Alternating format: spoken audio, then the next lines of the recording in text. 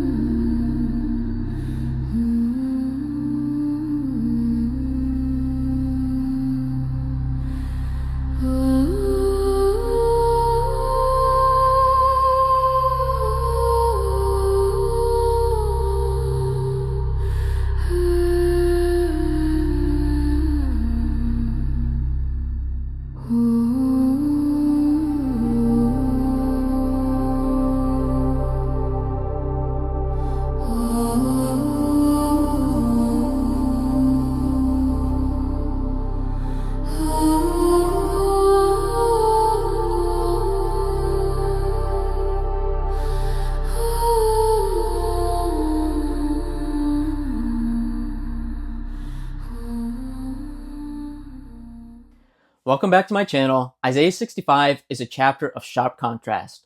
Judgment on the rebellious and unimaginable blessing for those who seek the Lord. It begins with God's grace extended even to those who do not seek Him, moves through the sobering description of sin's consequences, and then explodes into the promise of new creation. We'll follow the chapter flow and discover how it points to the ultimate foundation God is laying, a foundation of perfect peace through Jesus Christ.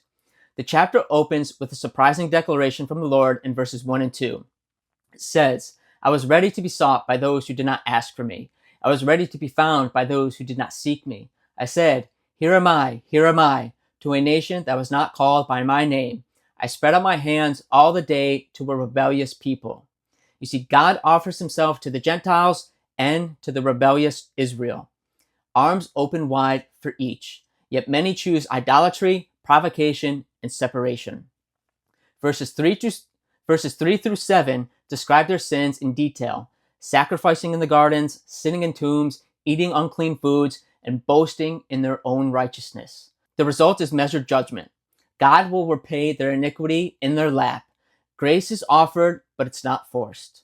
Even in judgment, God shows mercy. And in verse 8 it says, "Thus says the Lord, as the new wine is found in the cluster, and they say, do not destroy it, for there is a blessing in it, so I will do for my servant's sake."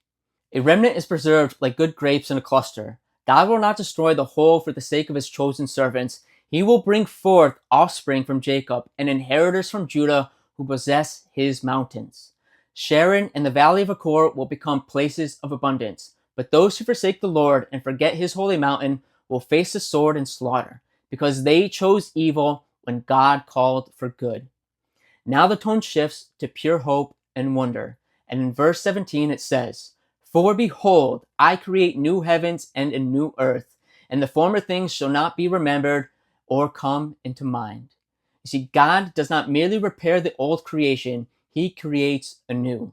The former sorrows, sins, and curses will not even come to mind. And in verse 18 it says, "But be glad and rejoice forever in that which I create. For behold, I create Jerusalem to be a joy, and her people to be a gladness." Jerusalem, whose very name means foundation of peace, finally lives up to its name. God creates it to be a source of joy, and He Himself will rejoice over His people. The promise cascades: no more sound or weeping or crying of distress. Long life and fruitful labor. Children will not be born for calamity. Before they call, God will answer. Wolf and lamb will feed together. The lion will eat straw like an ox. No one will hurt or destroy on God's holy mountain. This is the reversal of the curse. Harmony restored between God, humanity, and creation. Notice how Jerusalem stands at the center of this new creation. Its name, Yerushalayim, comes from Hebrew roots meaning foundation of peace. From the beginning, God intended the world to rest on the foundation of perfect peace and wholeness. But sin shattered that foundation, cursing the earth and filling Jerusalem with conflict instead of shalom. But in new heavens and in the new earth, God recreates everything on one truth and one foundation: Jesus Christ, the Prince of Peace. He is the rock upon which the eternal city is built. He is the Lamb who removes the curse, and because he finished his work, the city named for peace finally becomes the city of peace forever. Isaiah 65 reminds us that God's plan has never changed. He offered grace even to rebels. He preserved a remnant through judgment, and he will one day create the new heavens and the new earth where joy replaces weeping and peace reigns without end. The former things will pass away, the curse will be gone, and Jerusalem, the foundation of peace, will shine with the glory of God because the Prince of Peace himself is the light.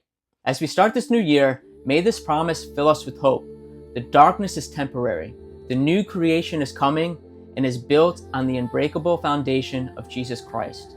If Isaiah 65 stirred your heart for a world to come, leave your comment in your favorite verse, and let's carry this hope into the new year together. I want to thank you all so much for joining me. God bless you all.